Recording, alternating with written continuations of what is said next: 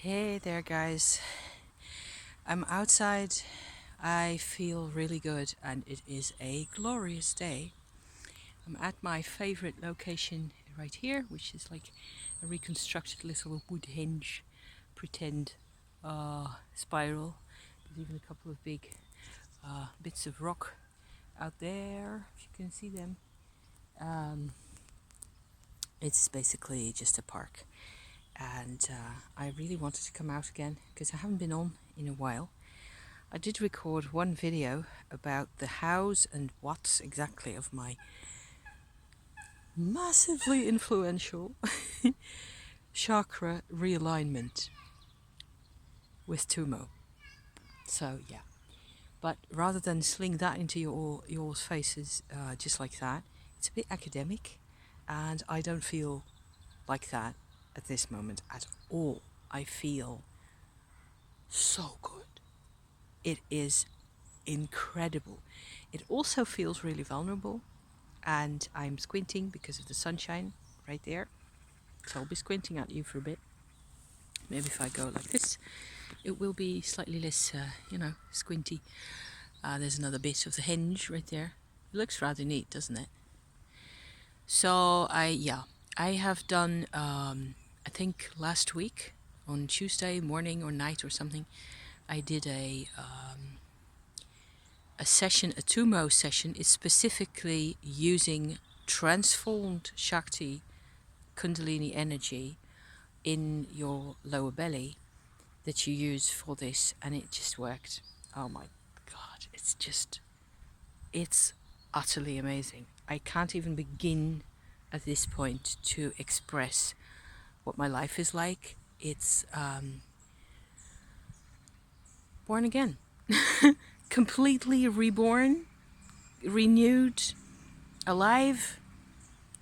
And so, as I said, vulnerable and susceptible to things, and, slightly scared of people and things they bring, or that I feel kind of helpless. So there's that. What happened really basically is that I did a Tumo kind of a specific exercise that straightened out my chakras. It turns out that I had to do a lot of thinking about the relative, areas where there's what the Shakti can access, what the Kundalini energy can access in one's body, whether they're chakras or not, or whatever happens, that the area where the Shakti transforms into Tumo energy is actually not really a part of the second chakra at all, as far as I can tell at this point. It is in Chinese medicine, it's called the lower dantian. It's in the underbelly, and it is like it is horizontal, if you like. If you're standing up like that, it is a flat area, which I've always described as laying on top of the womb in the case of females. And that's where the transformation happens. And the second chakra is more, I've been thinking about this a lot over the past weeks. All the chakras really are more to the front of you, and they're sort of centers, as I see it now, they're centers of expression of how you're doing, how you're feeling, what's influencing you, and so on and so forth. In my case, it's been really obvious to me over the past couple of weeks, that my chakras have a history, a long 50-year plus history of being sort of crushed into themselves and over to my right side, actually this side, as if basically they were mushrooms keeled over all in that same direction and more or less pushed flat. And so there was very little expression and real life access, real life exchange between the world and me. It's just something I inherited. I'm not surprised at this at all. It makes perfect sense. It's just that getting that to change with the Tumo energy, and I'm describing that in my other video in a bit more detail, and I will upload the whole thing in the coming, couple of days, so you can check that out if that's your jam.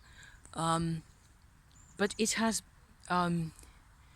shown me that at least one thing that it has shown me very obviously is that it is possible to, for those, there's ducks out there, for those chakras to be realigned, redressed, straightened out, and become healthy expressions again.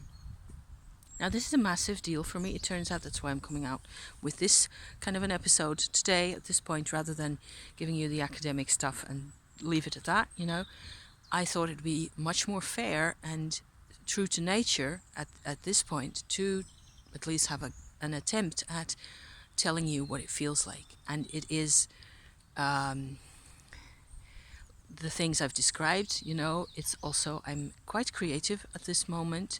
I'm also completely knackered and exhausted, which is not the only one, who feels like that. This is also, it feels to me a really good time to be coming out with a really positive and, vibrational work, energy work message that is sort of suited to the vibrations in the world at the moment. I think a lot of people are either very relieved or at least ready for, change in whatever form. And we still have to trust that whatever happens over in the United States, is going to benefit as many people as possible, I hope, and also benefit long-term change, long-term, growth in all sorts of ways, and not just this kind of mindset that we've had to encounter. I suppose my thoughts on that are really that more and more as I think about it, these periods are for us to become aware of parts of ourselves, parts of society, often very old parts that aren't really willing to let go. And one thing I'm reminded of at this point is there used to be in the line of work I did as a sales representative ages ago, I sometimes encountered, I worked a lot with world shops, fair trade shops that were run by volunteers mostly, and often or at regular intervals you'd run into a person who would be even completely antagonistic, even very hard to work with, very hard to talk to, and you would have to work with them. You'd have to make do to find a way to communicate with those people. And what I realized, I'm thinking of one particular person that I afterwards had a lot of, fun with, even because she changed, because I understood her. The thing was that I had to myself realize on my own side, on this side of things, that what she was doing was that everything she did, basically, she did because she was feeling a massive responsibility towards her organization, her group, and so on and so forth. And however, that's not how they say these things, right? What comes out is a lot of noise and a lot of how you are not doing things in the way that they want them to be done. And there's all this antagonism and struggle and miscommunication and what have you. And it turned out that the common denominator in quite a number of those cases was that these people, independent of each other, and they didn't know each other, had this massive sense of, I'm the only one who's going to get this right. I'm not saying this applies to all tyrants in the world, right? Present company included. Because often it's just an interpretation of what responsibility and all that is supposed to look like. But it's a part of understanding the problem. And I found a number of times, at least 5 or 6 times with different people during those 11 years, that understanding this element took out of the equation quite a large helping of the antagonism that came from both sides. What with me being triggered, feeling attacked, feeling, like I wasn't heard, or like they didn't want me there, even as a supplier of goods that they needed for the shop and so on and so forth. I'm surprised that I'm actually talking about this now, but it's just an element in removing the antagonism, which I think is what this new president is certainly about. I also looked up his horoscope, and he has Venus and Sun conjunct. So that explains a part of his, his old man charm, I suppose, at that level. They're also in the 12th house. So I don't think we're going to have to expect great, massive vibrational and consciousness transformations from this man. And I am at least also myself on the other side of the ocean, so I will just have to see what happens. It's just a great relief to see people bouncing in the streets, for a change, rather than fighting and shooting each other and all that stuff. It makes a really welcome change in my life to see people bouncing in joy. That's insane, it's glorious. And this weather, can we just talk about this weather? It is the 8th, I think, of November. The sun is warming every inch of me as I stand here. And it feels like no season whatsoever. It feels like Switzerland when I was 4 years old, which is back into chakra alignment territory. Yesterday I had an event where for a couple of reasons, I don't exactly know what the trigger was at this point, I just felt really sad and alone. I had like a massive knot in my chest here that was just very painful and contracted. I was constantly thinking about things from the past and having to deal with them and having to, I don't know, I felt really alone. And I wasn't alone, my husband was with me, and he actually just put his hand on my chest and let me stand there and suffer for a bit. And I did that on purpose. I just took it on me to, no, we're not walking away from this. The only way forward is through this. And it's part of the whole equation. My equation has been of just being this massive disconnected character, who never really connected with anybody and never really knew how things worked, I suppose. And I never had a chance, and neither did my parents or my grandparents. None of them ever had a chance. So in that scope, I'm not surprised that there's more people like that out there of all generations. And I suppose 6 months ago, before I embarked on all this whole massive crazy journey, I had no clue what was coming.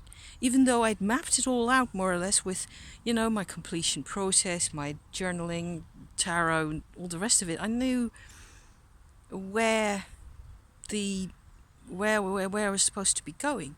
But to actually get there and feel the change inside your own right here,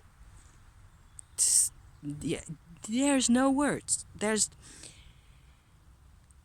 The sun is shining right into my heart here. And it's way low down, way closer to the horizon, because this is 52 degrees north.